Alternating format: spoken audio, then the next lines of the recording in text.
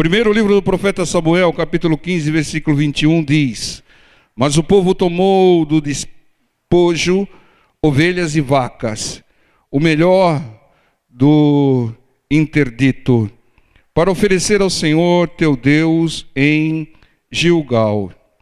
Porém Samuel disse: Tem porventura o Senhor tanto prazer em holocaustos e sacrifícios, como em que se obedeça a palavra do Senhor? Eis que obedecer é melhor do que sacrificar, e o atender melhor do que a gordura de carneiros. Versículo 23 diz: Porque a rebelião é como o pecado de feitiçaria, e o porfiar é como iniquidade e idolatria.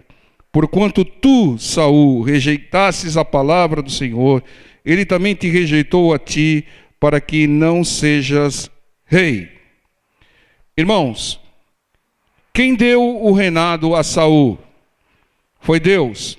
Deus o escolheu, né? Fez que as mulas fossem perdidas para ele se encontrar com Samuel, tudo preparado por Deus. Deus deu o reinado a Saul. E aqui nesse texto, Deus estava tirando o reinado de Saul. Por quê? Porque Saul era rebelde. Ele fazia diferente da ordem de Deus. Deus mandou dizimar a Gag e todos os amalequitas, e ele preservou algumas coisas, né? Então, Deus, em função da rebeldia, da desobediência de Saul, e não era uma só vez, várias vezes, né? Deus tirou o seu reinado. Saul até tentava compensar a sua desobediência, fazendo sacrifícios e ofertas ao Senhor que o Senhor não tinha pedido. Entenda, irmãos, tem muitas pessoas que não obedecem à palavra de Deus e querem compensar com uma grande oferta, com um sacrifício, né? Entendam, para Deus o mais importante é a obediência. Ele diz aqui, né, que obedecer é melhor do que sacrificar. Deus quer uma coisa só de nós, como a gente tem pregado: obediência. Então a rebeldia, a desobediência é como feitiçaria, diz esse texto aqui, né? E que leva à perdição. Então não saia da vontade de Deus, né? O Senhor só tem prazer na obediência, porque obediência é evidência de fé. Então, se você não obedecer à palavra, se você não fizer a vontade de Deus, pode acontecer com você o que aconteceu com o Saul. Deus vai te tirar algo, e às vezes algo precioso. Deus estava tirando o reinado de Saul. Então, se você sistematicamente desobedece, não faz a vontade de Deus, Deus pode tirar algo que Ele te deu, irmão. Pode, como fez com Saul. Então não saia da vontade de Deus. Obedeça a palavra do Senhor, a ordem do Senhor, e fique no centro da vontade de Deus, para que Deus não tire o seu reinado, para que Deus não tire algo valioso que você tem. Porque se Ele fez com Saul, Ele pode fazer conosco. Deus não faz acepção de pessoas. Dá um pulo no livro de Jonas, capítulo 1. E veio a palavra do Senhor a Jonas, filho de Amitai, dizendo: Levanta-te e vai à grande cidade de Nínive e clama contra ela, porque a sua malícia subiu até mim. E Jonas se levantou para fugir de diante da face do Senhor para Tarsis. E descendo a Jope, achou que um navio ia para Tarsis. Pagou, pois, a sua passagem e desceu para dentro dele, para ir com eles para Tarsis, diante da face do Senhor. Ele fugiu diante da face do Senhor. Mas o Senhor, veja o versículo 4, preste atenção. Mas o Senhor mandou ao mar um grande vento, e fez-se no mar uma grande tempestade, e o navio estava para quebrar-se. Jonas, ele não obedeceu à ordem do Senhor. Deus mandou ele para Nínive e ele foi para Tarsis com medo do povo de Nínive. Ele não fez a vontade de Deus. E o que Deus fez? Deus enviou uma tempestade sobre ele. Entendam? Todos no navio sofreram com a tempestade. E isso acontece corriqueiramente. Quando alguém da família vai contra a vontade de Deus, toda a família sofre. Todo o navio estava sofrendo porque tinha um rebelde chamado Jonas que desobedeceu, não fez a vontade de Deus. A vontade de Deus é que ele fosse pregar para os ninivitas, e ele fugiu com medo para Tarsis. Então, irmãos, aquela tempestade que Deus enviou sobre o barco, ela parou. Mas quando que ela parou? Quando jogaram o Jonas no mar. Quando jogaram o Jonas no mar, cessou a tempestade. Muitas vezes, irmãos, nós devemos jogar o Jonas no mar. Fala para o seu irmão do lado, joga o Jonas no mar. Irmãos, o que é jogar o Jonas no mar? É fazer ele assumir os seus erros. Enquanto você estiver acobertando, contribuindo, ajudando, a pessoa não vai se emendar. Mas quando ela sofrer as consequências, quando você jogar o Jonas no mar, aí a tempestade na família, no navio, vai cessar. Então, irmãos, é esse entendimento que nós temos que ter. Mas uma coisa nós devemos estar atentos aqui. Por quê? Porque Deus mandou uma tempestade sobre alguém que não fez a sua vontade. Entendam? Algumas pessoas não fazem a vontade de Deus. Algumas querem sair do lugar onde Deus o colocou, arrumam desculpas e não perguntam e nem fazem a vontade de Deus. Não pergunta a vontade de Deus e não faz a vontade de Deus. Quando não se faz a vontade de Deus, Ele pode tirar aquilo que Ele te deu, como tirou o reinado de Saul, e pode também mandar uma tempestade, uma aflição, até você fazer a vontade do Senhor. Vocês vejam como Deus agiu com Saul e com Jonas, que Ele não haja de igual maneira conosco, que nós façamos a vontade de Deus. Entende? Muitas vezes a pessoa coloca na cabeça, fomentada pelo inimigo, eu quero mudar de emprego. Você perguntou para Deus, irmão? Você perguntou a vontade de Deus, se você deve mudar ou não deve mudar? Você consultou a Deus, a palavra? Você está fazendo a vontade de Deus? Se você não estiver fazendo a vontade de Deus, você pode perder algo que Ele te deu, que pode ser o emprego, e ainda virão tempestades e aflições, como vieram com Jonas. Então, o que havia em comuns com Saul e Jonas é que ambos não fizeram a vontade de Deus, sabendo qual era a vontade de Deus. Deus tirou o reinado de Saul e Deus mandou uma tempestade sobre Jonas. Que Deus não tire nada de você e não mande nenhuma aflição sobre a sua vida, porque você, ouvindo esse texto, tem que procurar fazer a vontade de Deus. Mateus 25:14. Porque isso é também como um homem que, partindo para fora da terra, chamou os seus servos e entregou-lhes os seus bens. E a um deu 5 talentos, e a outro 2, a outro 1, a cada um segundo a sua capacidade, e ausentou-se logo para longe. Irmãos, o Senhor ali distribuiu talentos, sabendo da capacidade de cada um, para usar o talento e ter frutos do uso.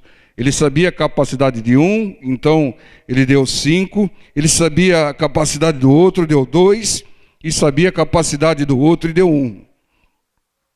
Deus sabe a nossa capacidade. Deus não vai dar algo para nós que nós não estejamos capazes de gerenciar, de administrar. Então nós não podemos usar desculpas com Deus, porque Ele sabe da nossa capacidade. Deus conhece a nós muito mais do que nós nos conhecemos, Ele nos formou. Ele colocou dons e habilidades em nós. Versículo 24 e 25. Mas, chegando também o que recebera um talento, disse: Senhor, eu conhecia-te, que és homem duro, que ceifas onde não semeasses, e ajuntas onde não espalhasse. E atemorizado, escondi na terra o teu talento, aqui tens o que é teu. Irmãos, servo mau e negligente, além de não fazer a vontade do Senhor, que era usar o talento, ainda acusa o Senhor de maldade. Então Deus dá o talento, dá oportunidades, e muitos não usam, ainda reclamam, ainda culpam Deus por seus males, acusa o Senhor, como foi na ressurreição do Lázaro. Se o Senhor tivesse aqui antes, meu irmão não tinha morrido, acusando o Senhor. Deus sabe o que faz, Ele sabe a hora certa de vir, de agir, e Ele dá talento e oportunidades segundo a capacidade. Então a pessoa não usou sua capacidade, ainda acusou o Senhor. Pessoas que receberam coisas de Deus, não fazem nada para Deus, não fazem a vontade de Deus, e não usam o que o Senhor deu a eles. Entende? Tem pessoas que têm recebido de Deus, e não têm feito a vontade de Deus. E a palavra diz aqui: muito foi dado, muito será cobrado. Não pense que essas pessoas vão passar sem uma cobrança maior. E no versículo 28 e 30 diz: tirai-lhe, pois, o talento e dai ao que tem os 10 talentos. Porque a qualquer que tiver aí esforço, qualquer que tiver fé, será dado e terá em abundância. Mas o que não tiver, até o que tem se-lhe-á tirado. Lançai, pois, o servo inútil nas trevas exteriores. Ali haverá pranto e ranger de dentes. Então entendo aqui: quem recebe do Senhor oportunidades, talentos, e não faz a vontade do Senhor, não dá fruto para o Senhor manda tirar o que ele tem, como mandou do caso do Saul, e nesse caso aqui, tirou ainda a salvação. Tirou, porque lançai, pois, o servo inútil nas trevas exteriores, ali haverá pranto e ranger do inferno. Lança ele no inferno. Por que Deus agiu assim? Irmãos, o Senhor mandou tirar o talento porque ele não estava usando, para dar para quem usava, né? Que era o que tinha 10 talentos, né? E ainda mandou tirar a salvação dele. Por que mandou tirar? Porque no reino dos céus não haverá rebeldes. No reino dos céus não haverá ninguém que não faz a vontade de Deus. Rebeldia é como feitiçaria. Então rebeldes não entram no reino dos céus. Então o Senhor mandou tirar o talento daquele servo inútil, negligente, que ainda acusava, né, rebelde, e ainda mandou lançá-lo no inferno. Entendam, é sério isso, irmãos. É sério, irmãos. Se você conhece a vontade de Deus, faça a vontade de Deus. Porque se não fizer, Ele pode tirar o seu reinado, né? Ele pode mandar uma tempestade. Ele pode tirar os seus talentos, dons, oportunidades, e ainda você perde a salvação. Faça a vontade de Deus. Ele não fez a vontade de Deus, irmãos. Ele não fez. A vontade do Senhor era que granjeasse, que usasse. Aquilo que Deus te deu, irmão, não guarda não, irmão. Não guarda não, usa. O talento que Deus te deu, usa. A visão que Deus te deu, usa. O dom que Deus te deu, usa. Muitas vezes tem pessoas com talentos e falam: não, eu não gosto de fazer isso. Eu não gosto de fazer aquilo. Eu não gosto de pregar. Eu não gosto de evangelizar. Deus te deu o talento para você fazer isso, irmão. Se você não fizer, você não está fazendo a vontade de Deus. Entendam, irmãos, porque Deus, Ele não quer desperdício, Ele dá talento. A pessoa não usa, Ele tira o talento e dá para quem usa, irmão. Tá? E ainda pune aí com a perda da salvação, porque os rebeldes não serão salvos. Lucas 22, 39. E saindo foi, aqui o Senhor Jesus, saindo foi como costumava, para o Monte das Oliveiras. E também os seus discípulos o seguiram.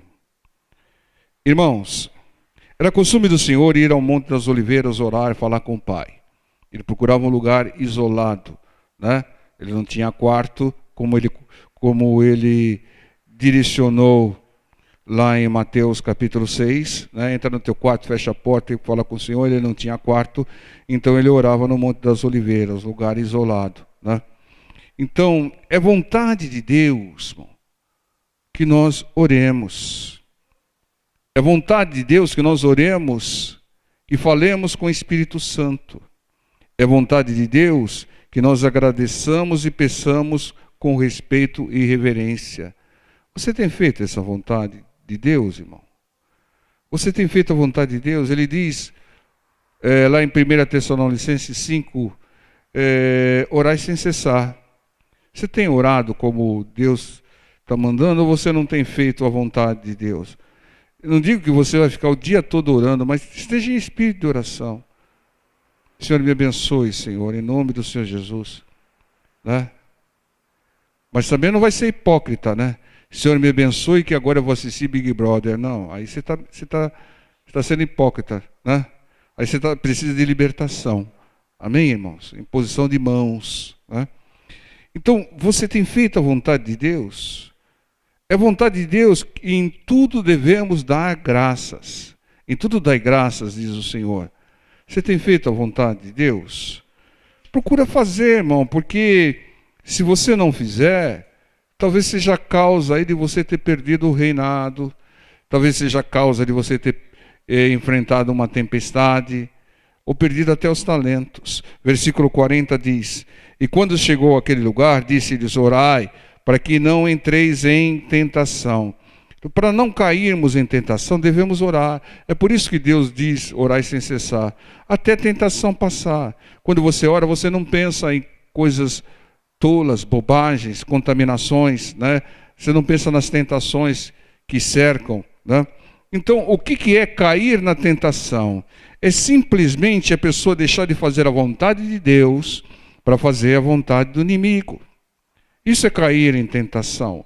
O inimigo, ele conspira, ele bombardeia a sua mente para que você faça a vontade dele e não a vontade de Deus. É uma guerra espiritual. E o campo de batalha é aqui. Por isso você precisa da armadura de Deus. Então, se cair em algumas tentações, pode haver uma grande destruição, irmão. Às vezes a pessoa cai numa tentação de um dinheiro aí, dinheiro fácil, e passa a vida, parte da vida na cadeia, né? Às vezes alguns querem comprar alguns deputados e passam um tempão na cadeia, né?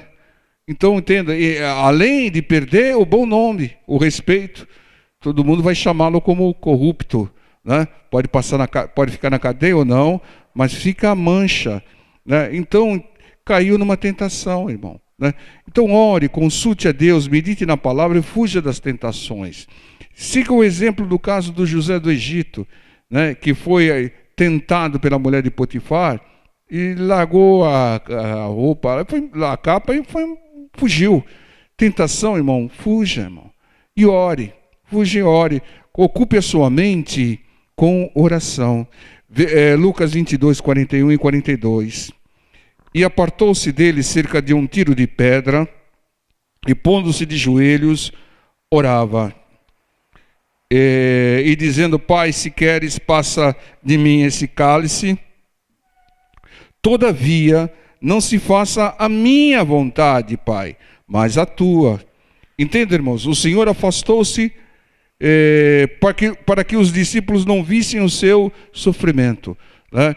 A Bíblia diz que o filho não pode ver a nudez do pai. Lembra-se lá do caso lá do Noé? O filho foi amaldiçoado porque viu o pai nu, bêbado e nu, e divulgou, fez fofoca, contou para todo mundo. Então, aqui o Senhor disse, Pai, se queres. É claro que o pai queria, irmão. É claro que o pai queria livrar o filho. Mas Deus queria muito mais, sabe o que, irmãos? cumprir a sua palavra. Deus nos deu uma palavra lá em Gênesis, né?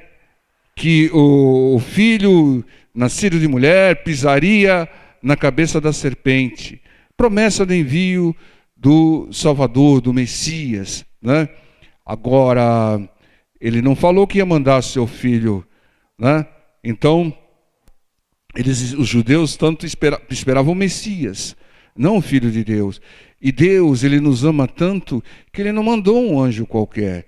Ele mandou o que ele tinha de melhor, o seu único filho. E aqui, irmãos, um grande ensinamento do Senhor Jesus para nós. O que ele está dizendo aqui? Não se faça a minha vontade, mas a tua. Você tem orado assim, irmão? Fala, Deus, não se faça a minha vontade, porque a minha vontade é falha, a minha vontade é limitada, mas que seja feita a tua vontade, irmãos. Isso é importante, irmãos. Isso é importante. Se a vontade de Deus é nos curar, glória a Deus. Nós temos orado por isso, temos clamado por isso. Mas se a vontade de Deus é nos levar, glória a Deus, irmão. O Senhor Jesus sabia, irmão. Sabia que ele não ia ser, que o Pai não o livraria do sofrimento. E glória a Deus, ele foi para o sacrifício tranquilo. É claro que no Getsemane ele suou gotas de sangue, isso e tal.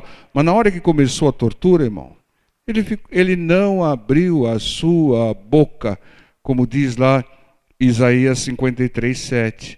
Então ele aceitou que o plano do Pai estava cumprindo. Quando rasgaram as vestes do Senhor, isso foi um marcador, irmãos. Isso foi um marcador, porque estava escrito centenas de anos antes que disputariam as vestes do Senhor. Então o Senhor falou, quando disputar nas vestes, está se cumprindo o que está escrito. Ou seja, o plano está em andamento. É assim que o nosso Deus age. Então procure, irmãos, fazer a vontade de Deus e não a sua, né? Porque se você fizer a sua vontade, diferente da vontade de Deus, Deus pode tirar um reinado, Deus pode enviar uma tempestade, Deus pode tirar o talento e você pode perder a salvação. Então, entendam, ou você faz as coisas sem saber, irmão. Muitas pessoas vão fazendo as coisas sem saber a vontade de Deus, sem consultar. É claro que aquilo que está escrito não precisa consultar. Eu vou consultar Deus se eu devo perdoar ou não. Não, já está escrito que você deve perdoar, né? Você deve perdoar 490 vezes, né? E não fazer exceção de pessoas, tem que perdoar todos, né? Mas aquilo que você não sabe, consulta a Deus. E sabe como você vai consultar a Deus? Orando, Senhor, me dê direção, se eu fecho esse negócio, se eu saio do emprego, se eu faço isso, se eu mudo de lugar, se eu mudo de igreja, o Senhor me dá direção. Sabe o que Deus vai te responder? Através da pregação, né? Ele vai falar, fique aí, ainda não deu seu tempo, né? Não saia dessa igreja, que essa igreja é abençoada, né? Então, é isso que a gente tem que ter em mente. A nossa vontade, irmão, não tem que acabar, irmão. Tem que acabar. É claro que tem algumas coisinhas aqui, algumas coisinhas ali, que você faz que é diferente. Eu tenho vontade de comer uma brachola bem... Mas aí tudo bem, não tem problema, irmão, né? Mas eu tenho vontade de comer um pacote de torresmo. Consulta a Deus, irmão, porque senão você vai ter um problema sério aí. Colesterol e outra coisa, né?